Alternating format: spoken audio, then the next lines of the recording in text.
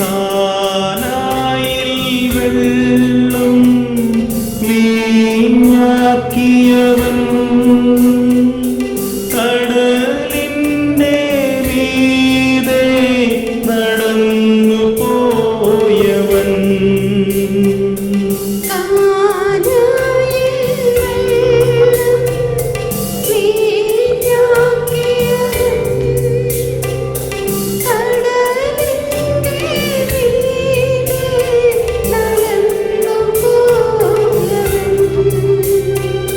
മൃതിയടഞ്ഞ മാനവർക്ക് ജീവനേ, മനമിടിഞ്ഞ രോഗികൾക്ക് സൗഖ്യമേ, എഴുന്നള്ളുന്നു രാജാവെഴുന്നള്ളുന്നു,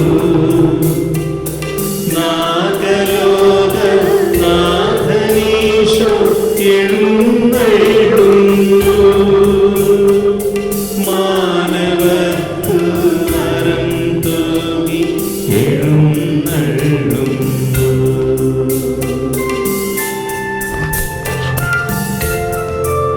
നമുക്ക് സ്വതന്ത്രമായി സ്തുതിച്ചുകൊണ്ട് സ്തുതിച്ചുകൊണ്ട് കർത്താവ് നൽകിയ വെളിപാടുകൾക്കും വരദാനങ്ങൾക്കെല്ലാം നന്ദി പറഞ്ഞുകൊണ്ട് രക്ഷയുടെ രഹസ്യങ്ങളെല്ലാം ദൈവം നമുക്ക് വെളിപ്പെടുത്തി തന്നതിന് നന്ദി പറയാം. യേശുവേ സ്തോത്രം. ഈശോയെ, ഈ ദിവസങ്ങളിലൂടെ അങ്ങ് എനിക്ക് നൽകിയ എല്ലാ വരങ്ങളെയും പറഞ്ഞ് നന്ദി പറയുന്നു. ഈശോയെ നന്ദി, ഈശോയെ നന്ദി. ഹലബല ഹലബല ഹലബല ഹലബല. കരങ്ങൾ ഉയർത്തിപ്പിടിച്ചുകൊണ്ട് ഹലബല ഹലബല ഹലബല ഹലബല, അതിരം തുറന്ന് ഭാഷാപരത്തിൽ സ്തുതിച്ചുകൊണ്ട് ദൈവം നൽകിയ വെളിപാടുകൾക്ക് നന്ദി പറയുക, ജ്ഞാനത്തിന് നന്ദി പറയുക. ദൈവം അത്ഭുതകരമായ കാര്യങ്ങൾ നമുക്ക് വെളിപ്പെടുത്തി തന്നതിന് നന്ദി പറയുക.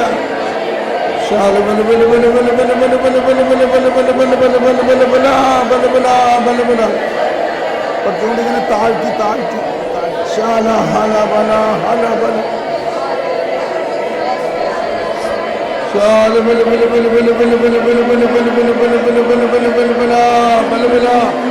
കർത്താവിന്റെ കുരിശിലേക്ക്, കർത്താവിന്റെ സഹനത്തോട് നമ്മളെ ചേർത്തുകൊണ്ട് കൈകൾ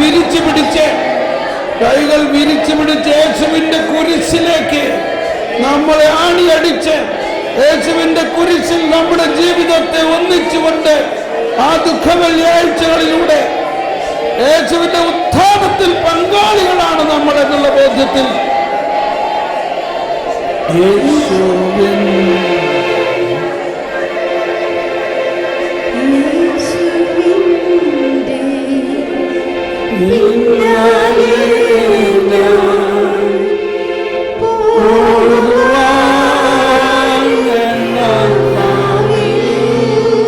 എല്ലാവരും അതിരം തുറന്ന് കണ്ണുനീരോട്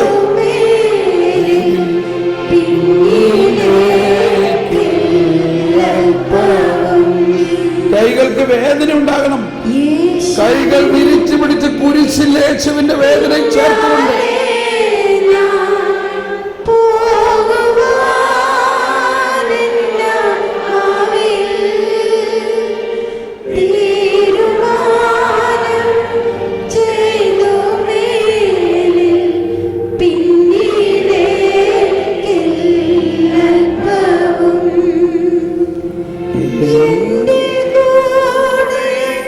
ആരുമില്ല എങ്കിലും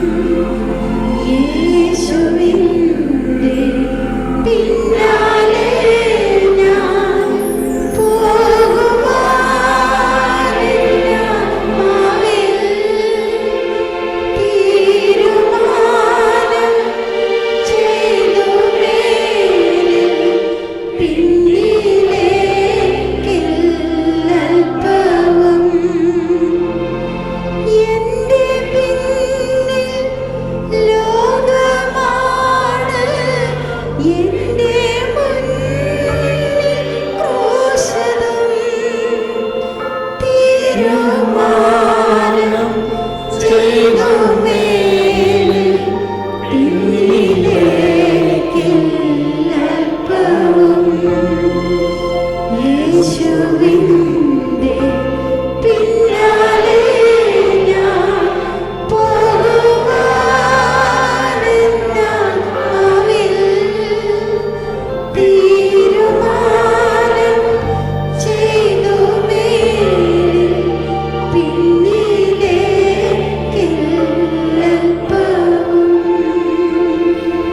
കൊണ്ട് ഹല്ലേലൂയ.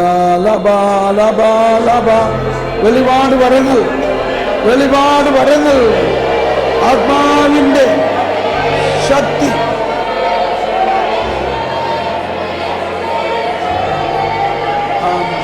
പരിശുദ്ധാത്മാവാം ദൈവമേ, അങ്ങേക്ക് ആരാധന.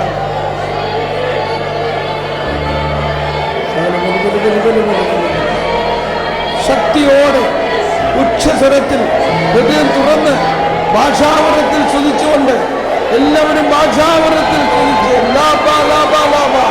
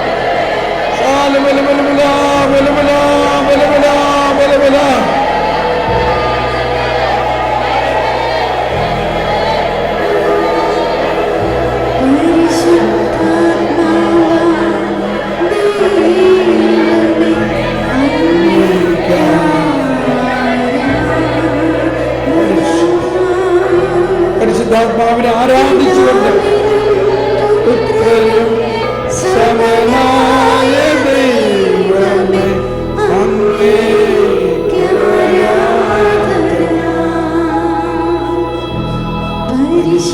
പരിശുദ്ധാത്മാവാം ദൈവമേ അങ്ങേക്ക് ആരാധന. പിതാവിനും പുത്രനും സമനായ ദൈവമേ അങ്ങേക്ക് ആരാധന. പിതാവിന്റെയും പുത്രന്റെയും സ്നേഹമേ അങ്ങേക്ക്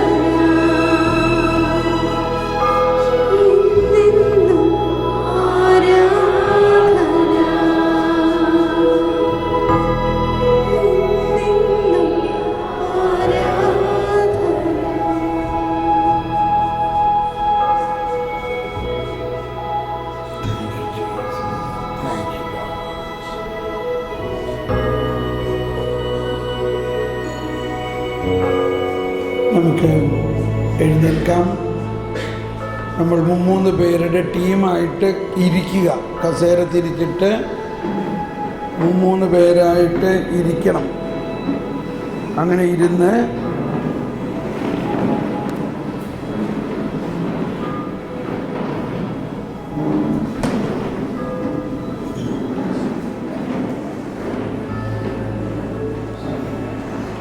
നമ്മൾ കൗൺസിലിംഗ് ഒക്കെ ചെയ്യുന്ന പോലെ നമ്മളൊരാൾക്ക് വേണ്ടി 2 പേര് പ്രാർത്ഥിക്കുകയാണ്. ഒരാളുടെ തലയിൽ 2 പേര് കൈവച്ച് പ്രാർത്ഥിച്ചിട്ട്, കർത്താവേ, ശ്രദ്ധിക്കണം എല്ലാവരും, ഒരാൾക്ക് വേണ്ടി മറ്റ് 2 പേര് പ്രാർത്ഥിച്ചിട്ട്, കർത്താവേ, ഇദ്ദേഹത്തിനെ കുറിച്ചുള്ള സന്ദേശങ്ങൾ അങ്ങ് പറയണേ. അദ്ദേഹത്തിനോടൊന്നും ചോദിക്കരുത്. ഇപ്പോൾ കർത്താവ് സംസാരിക്കണേ. ഈ മകനെക്കുറിച്ചും ഉള്ള ദൈവികമായ ആത്മീയമായ രഹസ്യങ്ങൾ അങ്ങ് പറയാനുള്ളത്. അപ്പോൾ കർത്താവ് പറയാനുള്ളത് പറയുള്ളൂ. നമ്മൾക്ക് പറയാനോ അറിയാനോ പാടില്ലാത്തതൊന്നും കർത്താവ് പറയില്ല. അവിടെ ആ വ്യക്തിയിൽ നമ്മൾ അറിയേണ്ടതായ കാര്യങ്ങൾ നമ്മൾ അറിയണത് എന്തിനാണ്? ആ വ്യക്തിയെ അത് വെളിപ്പെടുത്തി കൊടുത്ത് ആ വ്യക്തിയുടെ ജീവിതത്തിൽ ദൈവം ചെയ്യാനിരിക്കുന്ന അത്ഭുത കാര്യങ്ങൾ മനസ്സിലാക്കാൻ വേണ്ടിയാണ്. ആ വ്യക്തിയുടെ പാപത്തിൻ്റെ ഒരു ലിസ്റ്റല്ല ഇവിടെ അവതരിപ്പിക്കേണ്ടത്. അതൊന്നും ചിന്തിക്കരുത്. ദൈവത്തിൻ്റെ മഹത്വമാണ് ഇവിടെ. പ്രാർത്ഥന തുടങ്ങാം. എന്നിട്ട് നിങ്ങൾക്ക് കിട്ടുന്ന ദർശനങ്ങളോ സന്ദേശങ്ങളും ആ വ്യക്തിയോട് പറയുക. പറഞ്ഞിട്ട് ഈ ദർശനങ്ങൾ കിട്ടുമ്പോൾ നിങ്ങൾ ആദ്യം ദർശനം കിട്ടും, എന്നാൽ അതുമ്പോൾ നിർത്തരുത്. വിവേകത്തിൻ്റെ വചനത്തിനായിട്ട്, അതിൻ്റെ ഇൻ്റർപ്രിറ്റേഷനായിട്ട്, അതിൻ്റെ വ്യാഖ്യാനത്തിനായിട്ട് പരിശുദ്ധാത്മാവിനോട് പ്രാർത്ഥിക്കണം. എന്നിട്ട് കിട്ടുന്ന വ്യാഖ്യാനം പരിശുദ്ധാത്മാവിലാണോ ഇല്ലേ എന്നുള്ളതിൻ്റെ വിവേചനം വേണം. ആ വിവേചനത്തിൽ ആത്മാവിൻ്റെ ഫലങ്ങൾ പുറപ്പെടുവിക്കുന്നുണ്ടോ? ഭൗതികമായ കാര്യത്തിന് വേണ്ടിയല്ല ഇത്, ആത്മീയമായ കാര്യങ്ങൾ. ഇത്രയും വെച്ചുകൊണ്ട് ഇതൊരു പ്രാക്ടീസാണ്. ഇങ്ങനെ പ്രാക്ടീസ് ചെയ്യുമ്പോഴാണ് നമ്മൾ പഠിക്കുക. അപ്പോൾ ഈ കിട്ടുന്ന സന്ദേശങ്ങൾ ഒരുപക്ഷെ ഒരു ട്രയലായതിൻ്റെ പേരിൽ മുഴുവനും നിങ്ങൾ ഇത് പ്രാവർത്തികമായ ജീവിതത്തിലേക്ക് എടുക്കണമെന്നില്ല. ഇപ്പോൾ ഇത് ട്രയലാണ്. Okay, start.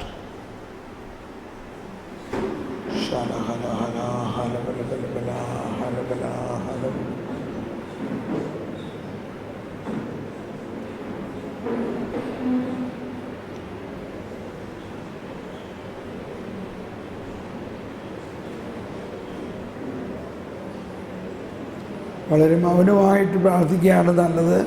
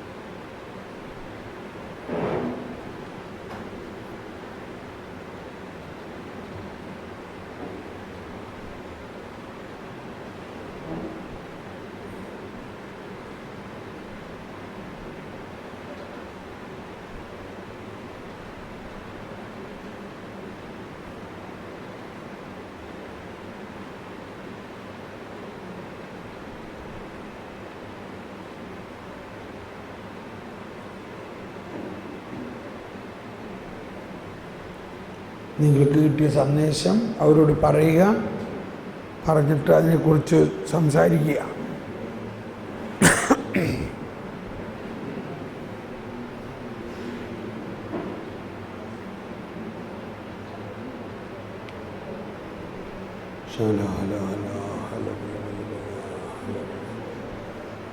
പരിശുദ്ധാത്മാവേ,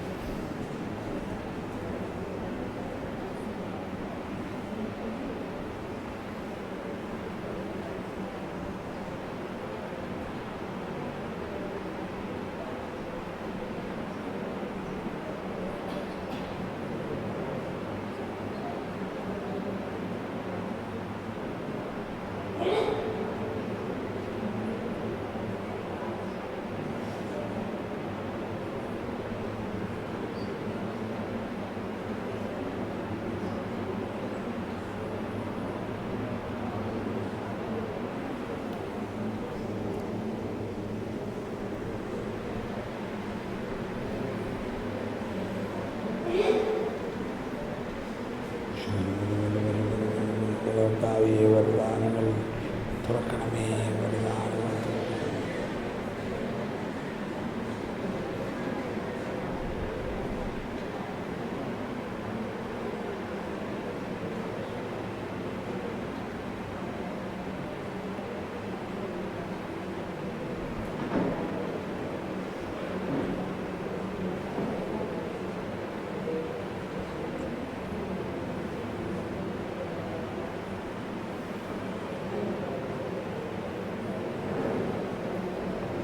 ഇനി അടുത്ത ആളോട് വേണ്ടി പ്രാർത്ഥിക്കുക. എന്നിട്ടിതുപോലെ ആ വ്യക്തിയിൽ നിന്ന് കിട്ടുന്ന സന്ദേശങ്ങൾ സംസാരിക്കുക.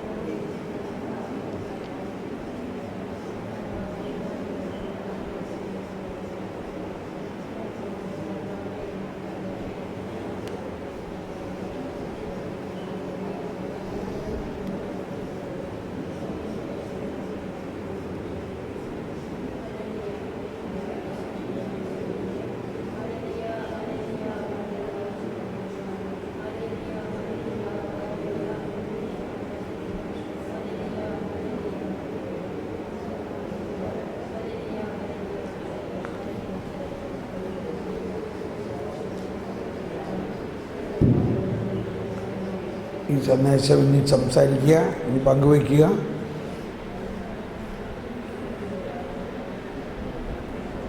വളരെ മൗനമായി ഉള്ളിൽ പ്രാർത്ഥിക്കുമ്പോഴാണ് സന്ദേശം ക്ലിയറായിട്ട് കിട്ടുക. പരിശുദ്ധാത്മാവ് ആരാധിച്ചുകൊണ്ട് പ്രാർത്ഥിക്കും.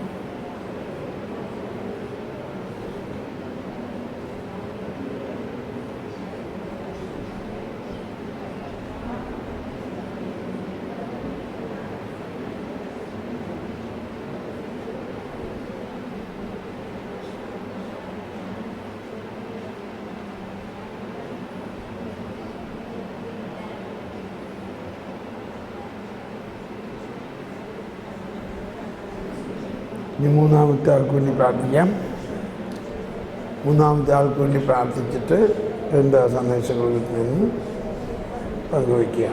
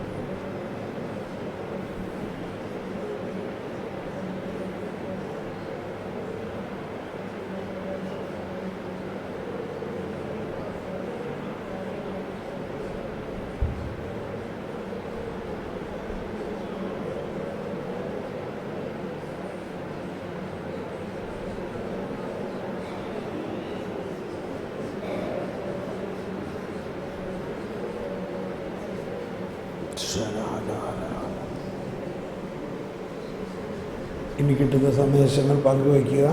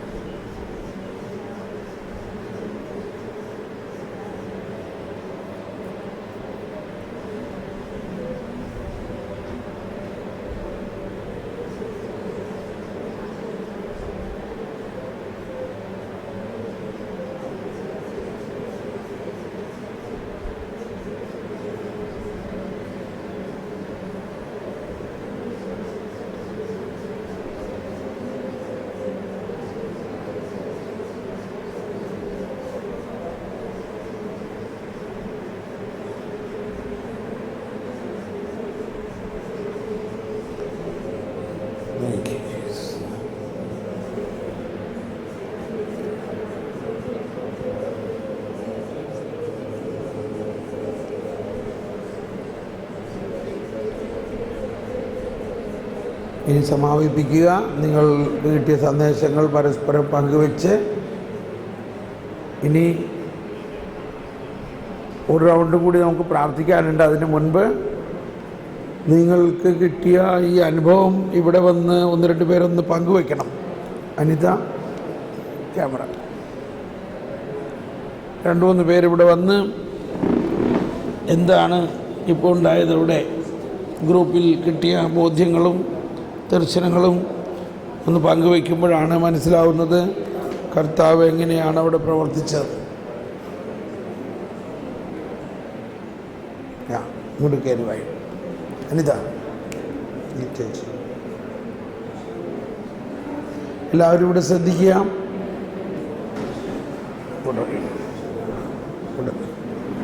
ഇവിടെ ശ്രദ്ധിക്കുക, എല്ലാവരും ഇങ്ങോട്ട് ശ്രദ്ധിക്കുക, ഇത് കേൾക്കുക. Praise the Lord. ഒരു മിനിറ്റ്. അവരിയ്ക്കട്ടെ, എല്ലാവരും ഇരിക്കട്ടെ.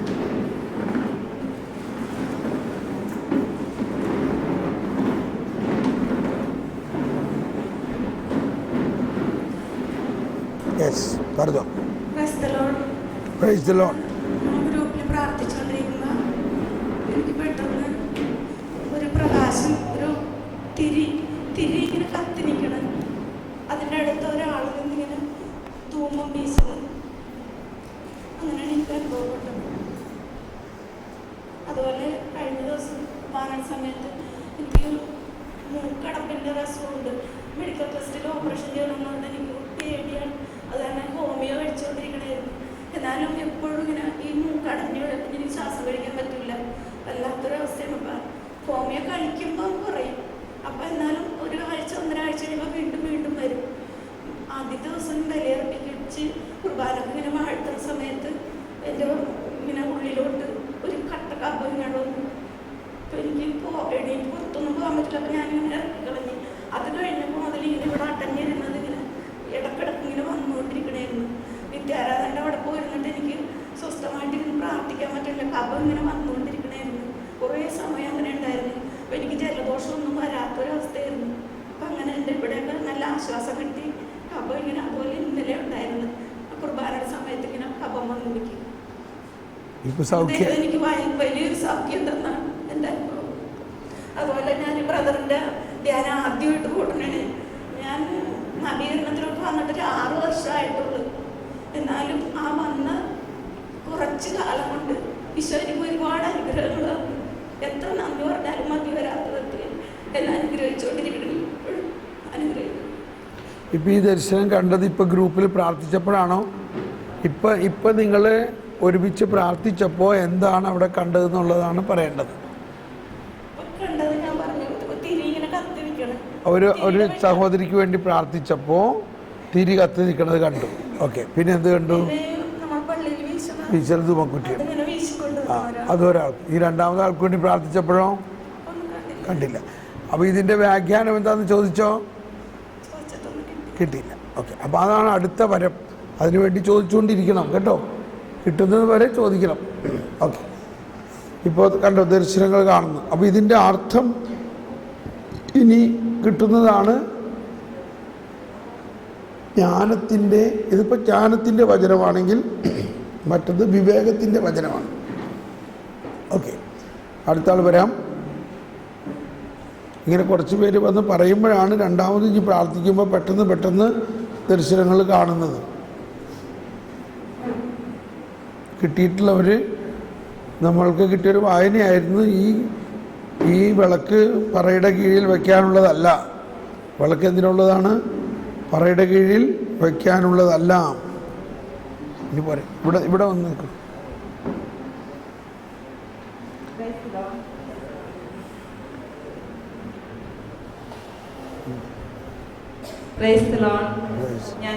ഞങ്ങൾക്ക് 2 പേരുണ്ടായിരുന്നുള്ളൂ. അപ്പം ഞാൻ ലോറി എന്ന് പറഞ്ഞൊരു മകളെയാണ് എനിക്ക് കിട്ടിയത്.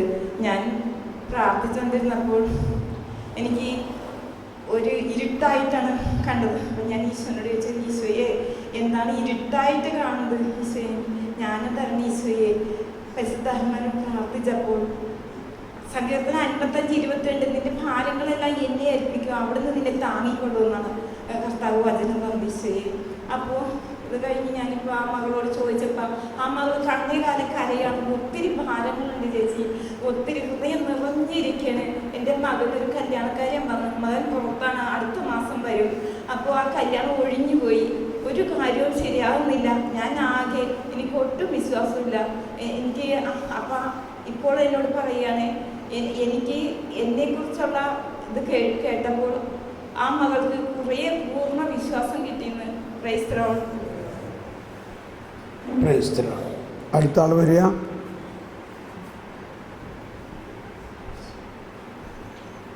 Praise the Lord. ഞങ്ങൾ 3 പേരായിരുന്നു, 2 സിസ്റ്റേഴ്സും ഞാനായിരുന്നു. അത് എനിക്ക് വേണ്ടിയാണ് പ്രാർത്ഥിച്ചത്.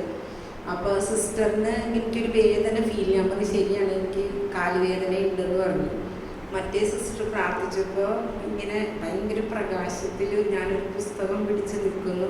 അപ്പോൾ മുമ്പിൽ ഇങ്ങനെ കല്ലുകളൊക്കെ ആയിട്ടുള്ളത് ഇങ്ങനെ ഒരു ദർശനം സിസ്റ്ററിന് കിട്ടിയെന്ന് പറഞ്ഞു. അപ്പോൾ ഞാൻ പറഞ്ഞ വേണ്ടി ഞാൻ തിയോളജി പഠിക്കുന്നതിൻ്റെ ഇതായിരിക്കും അങ്ങനെ കണ്ടത് എന്ന് പറഞ്ഞു. അങ്ങനെ എൻ്റെ ഇത് കഴിഞ്ഞു. അത് കഴിഞ്ഞ് നമ്മൾ മറ്റേ സിസ്റ്ററിന് വേണ്ടി പ്രാർത്ഥിച്ചു. മറ്റേ സിസ്റ്ററിന് വേണ്ടി പ്രാർത്ഥിച്ചപ്പോൾ സിസ്റ്ററിന് ഇങ്ങനെ ഒരു ഫോറിൻ ട്രിപ്പ് ഉള്ള പോലെ മെസ്സേജ് കിട്ടി.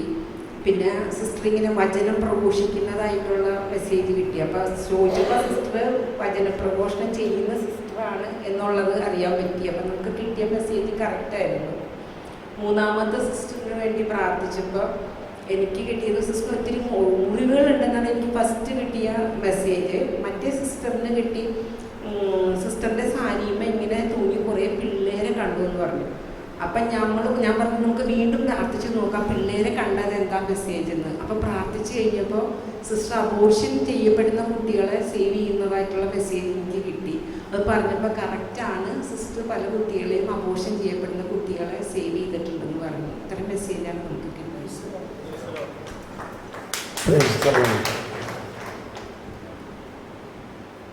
ഇനി ഒരുപാട് പേര് സന്ദേശമുണ്ട്. ഇത് ട്രയലാണ്.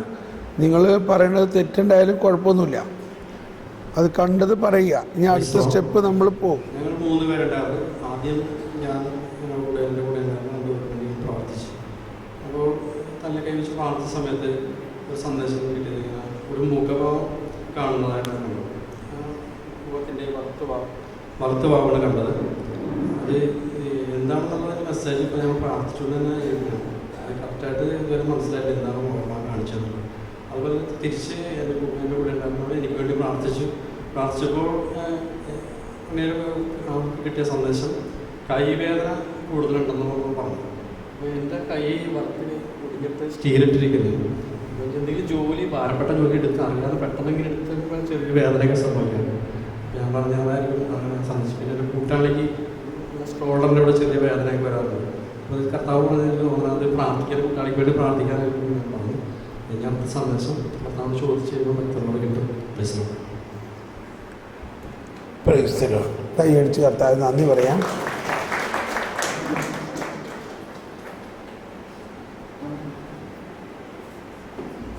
നിങ്ങൾ ഓടി ഓടി വരിക. നിങ്ങൾ ഒരാൾ പറഞ്ഞ് കഴിയണേക്ക് മുമ്പ് അടുത്ത ആൾ വന്ന് നിൽക്കുകയാണെങ്കിൽ സമയം ലാഭിക്കാം.